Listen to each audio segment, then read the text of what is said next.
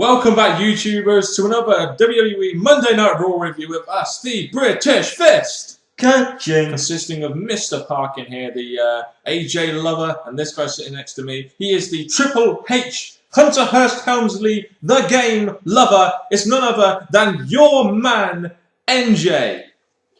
What's up? The N to the J to the N to the J. It's none other than NJ Kaching, indeed. Subscribe above, like this video, and comment your thoughts on this edition of Monday Night Raw down in that comment section below. Amazing you contact us in the link in the box below. Yes, it was a very interesting Raw, wasn't it, NJ? Just after we come off a very interesting and very good, in my opinion, Extreme Rules pay-per-view, and it was quite interesting to see where WWE were going to take some of these storylines, and we found out tonight, didn't we, where they were going to be going it over the limit. Oh, we did. Anyway, just want to say a little thing here. Dean Ambrose beat Alex Riley in a dark match. Hopefully they'll bring him to TV soon. I'm hoping they do. But moving on with this show. We open up the show with none other than Mr. Excitement himself, Mr. Johnny Ace, saying that he has revolutionized WWE by bringing in Brock Lesnar. And then we get Lesnar coming out, basically. He says some stuff. And then who comes out, NJ? None other than the game Triple H! Which is a bit of a mark-out moment for you personally, wasn't it? Indeed. Yeah! And Triple H basically says that Brock's days of holding the WWE back, or WWE holding the WWE up, are through, and the show is now Monday Night Raw, not Monday Night Raw, featuring Brock Lesnar. Because that's the thing, the introduction, yeah, with the whole theme song, but right at the very end, it shows the Raw thing, and it says, with Brock Lesnar. I was thinking, okay, that's the temptation following from when they announced it, but still, whoa, at the top.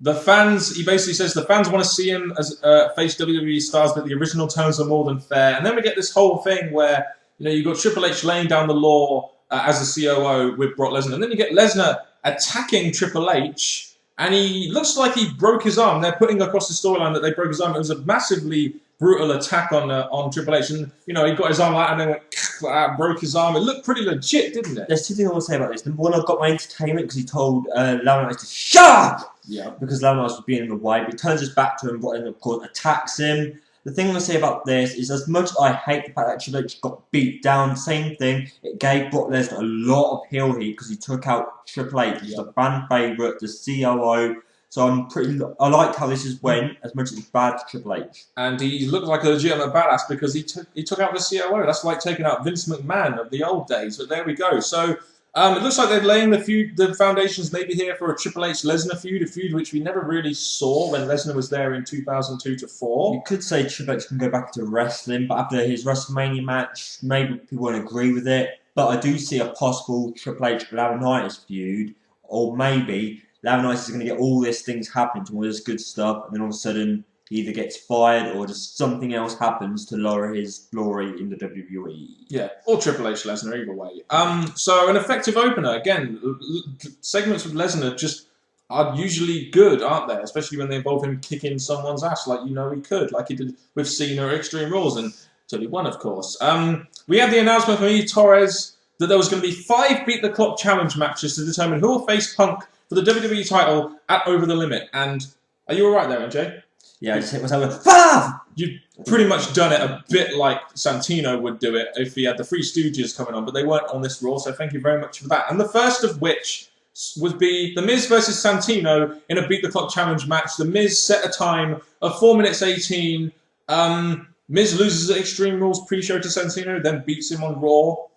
Well, I don't think it was fair because he got embarrassed, I think, by losing to Santino because Santino's not as big as he used to be when he was a heel and the IC champ. So for him to lose Santino in a match, in a pre-match, give him a win here, gave him what he needed over Santino. So I like that. And all I can say is WWE, thank you very much. And while we're on this subject, I do want to say they've basically given us in this show our #1 contender. What did you think of the whole Beat the Clock challenge thing? Do you think it added to the show? Do you think it made the show a little bit boring? Because I kind of felt the fact that they set a time of like 4:18, the matches were very short, and it kind of seemed a bit redundant to me. Well, there's 2 things I want to say. One's a spoiler, one's not. The thing about this is that the thing about the star power in wrestling, like you had Miz versus Santino, and it was not much of a challenge, not much of a threat. That's why the match went so quick. We knew that Miz could beat Santino, and that was horrible. And the other spoiler is, as we go on, SmackDown wrestlers get involved, so it does leave us a big question, thinking, where's this going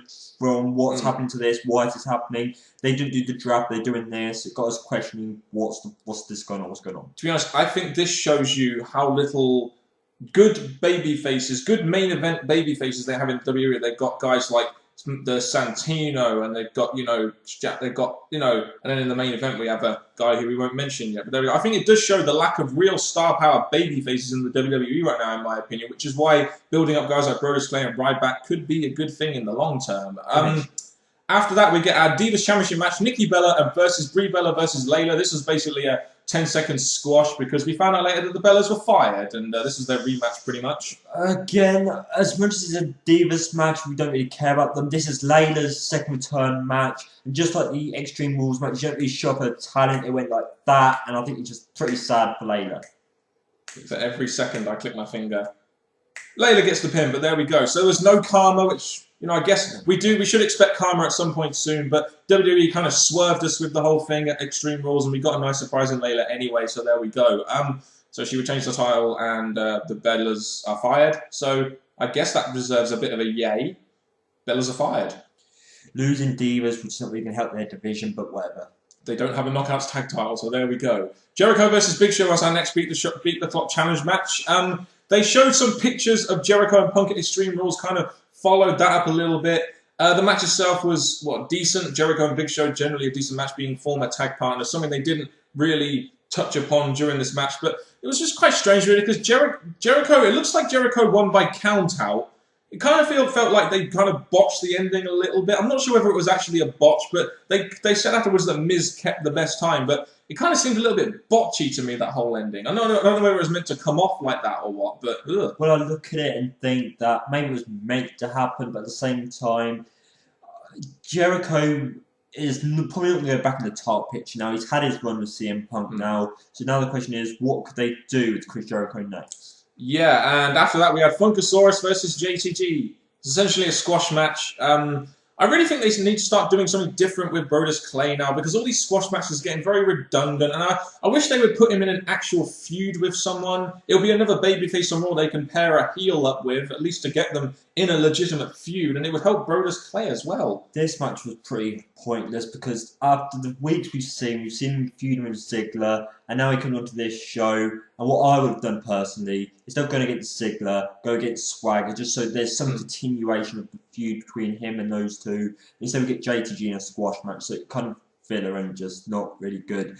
But after the match, yeah, we got the kids dancing with them. That was pretty cool. The WWE inviting the kids down to dance with the Brodus Clay and the ladies, and I'd have loved to be dancing with Cameron Lynn and Naomi. Oh, hot it's women. Very nice, and the fact that he's bringing kids into the fold, it's giving them a special moment on Raw. So, well done, kids. Brodus Clay, a family man, ladies and gentlemen. There we go. We had a video package of the Extreme Rules main event. A very, what we could say, we said in the review, it was pretty much a spectacle, other than John Cena winning, of course. But and John Cena saying he's going to take a break. This kind of led on to the fact that our main event was going to be announcing who Cena was going to face at Over the Limit.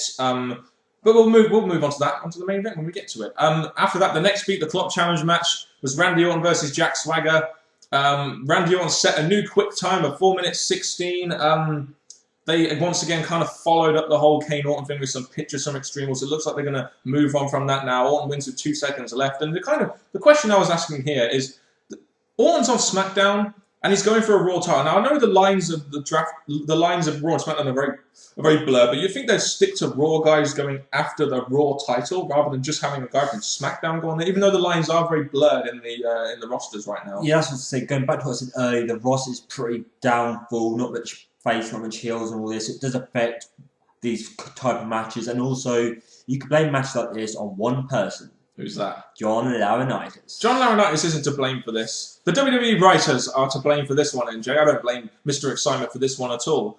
Figure it out. Truth and Kofi versus Epico and Primo for the tag team championship matches, for the tag team championships. I think when I was talking about this before the match even began, I felt a title switch coming in, just because I feel they're building O'Neal and Young on SmackDown to feud with a face tag team because they wanted to get the belts off Epico and Primo, because quite blatantly they had no faith in them at all. They were jobbing them out to guys. So it comes as no surprise really that Truth and Kofi won the tag team championships. And they're really the only face tag team apart from maybe the Usos at the moment. Well, there's two things to say about this. Number one is that I'm a fan of more contenders, but with the tag team, they just have to throw this in there just to move on with their storyline. And the other thing is, little Jimmy got gold. Yeah, he did. We had the whole. They actually. We should really patent your WhatsApp because R-Truth was using it in this match. And I know you took it from R-Truth, but he stopped using it, which means you had every right to use it, NJ. And he's using it there. That's copyright infringement there, That's brother. it. I'm going to do a little bit of Laminitis here. Go on. Oh, I'm fining you. That's it. I'm going to charge you so much money, over the top money for what you've done. You stole WhatsApp from me. $500,000. More than that. Oh, I'm going to go over the top because to hit a rep, you get charged so much money, so I'm going to go a bit over the top. But if you steal NJ's gimmick, you pretty much go over the limits there, brother. Good joke. All I'm saying. We also had Abraham Washington talking to Epico and Primo after the match, but then it kind of got cut away, like, oh, this doesn't really matter. And I really think it should have mattered, but there we go. Oh, God. The next Beat the Clock challenge was Great Khali versus Kane. And to be honest with you, I was wincing at the fact that this match was going to have to go on for 4 minutes because the matches these two guys have had have been terrible. And this match was awful as well. I know you like Kane, NJ, but for God's sake, this was just terrible. Why is Khali still in the WWE? It's just ridiculous. And the thing I like about this match is that it was a really bad match, and I was really hoping there was time in this match when Kane could maybe beat Khali, and then we would have had him go to Cena, Orton, and then Punk. That would have been something interesting for Kane's monster gimmick, but at the same time, this match just led to no one winning, and then Kane chokes on Khali. Yes! Yeah, and then you had Orton going, yes, I'm going to be facing Punk for the WWE Championship. Using my Breakfast Club card there. After that match, we had our main event match of the evening. Daniel Bryan versus Jerry the King Lawler. And I think the fact that Jerry Lawler is in there shows the lack of real baby faces that WWE have right now. They could have used someone like Zack Ryder. But it was a Beat the Clock challenge. Daniel Bryan wins in about, 2 minutes? Beats him very quickly, and we set up Bryan versus Punk at Over the Limit, which should be a very good match, if nothing else.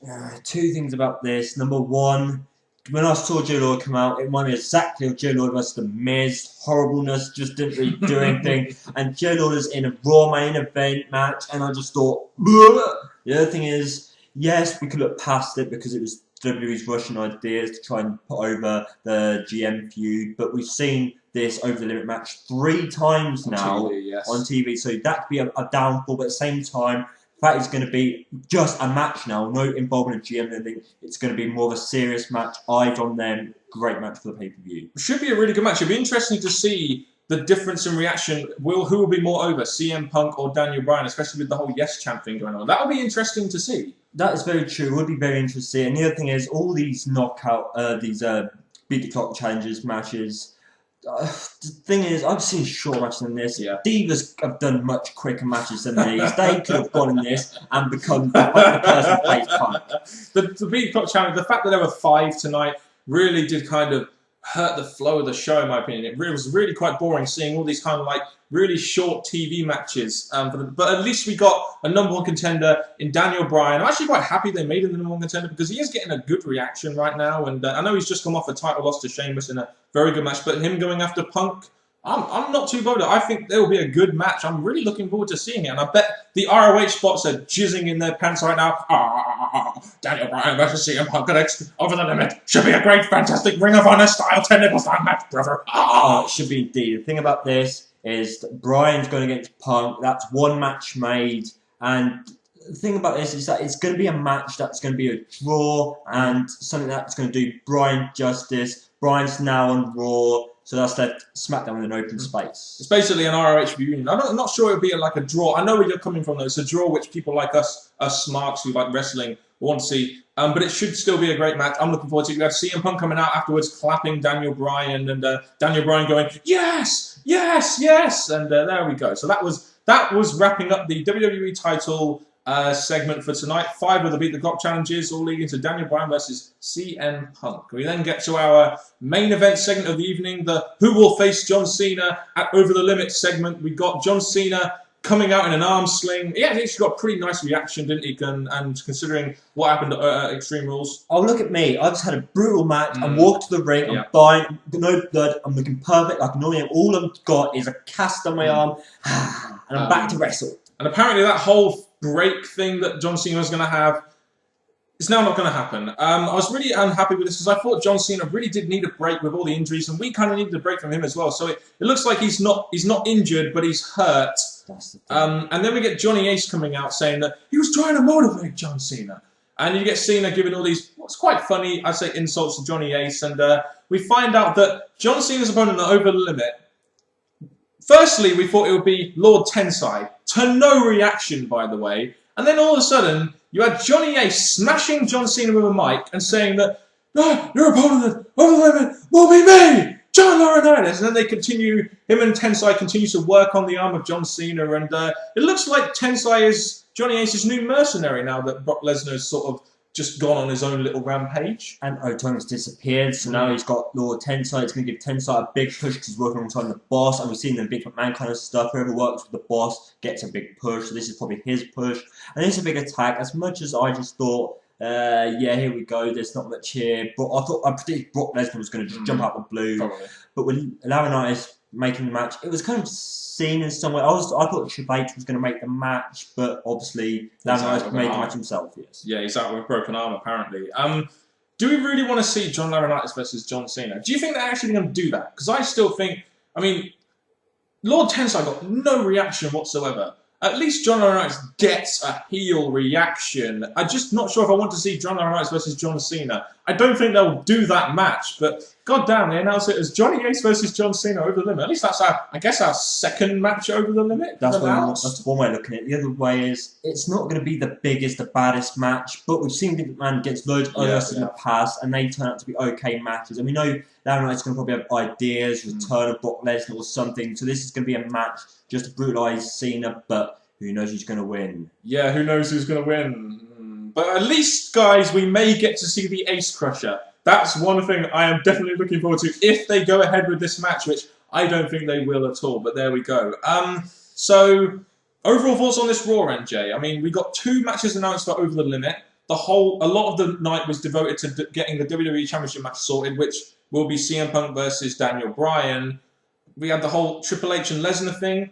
But really, there wasn't much other stuff really done. They did some okay follow-up, but the show was kind of a bit boring in my opinion. Probably because of all these beat the clock challenge matches, which kind of really didn't help the flow of the show, in my opinion. It's not just the flow; it's also the entertainment. Because now it's WWE, there should be some entertainment in the show, and there's not much in this that got me entertained, enjoying this. We got matches set for Over the Limit. We got build-ups a possible thing in the future, but it just didn't feel like an exciting Raw. I just don't think this was the best Raw they could have given us. Especially after such a great pay-per-view in Extreme Rules, which we really were looking forward to seeing what WWE were going to do after the pay-per-view, and didn't really deliver too much. The whole Triple H Lesnar thing was pretty good as we expected. Johnny Ace versus Cena, you guys judge that out there really. The whole Beat the Clock Challenge thing kind of really hurt the flow of the show, in my opinions. But at least we got 2 matches announced for Over the Limit, which is good. And one of them is CM Punk versus Daniel Bryan. And that match has been one of those matches that really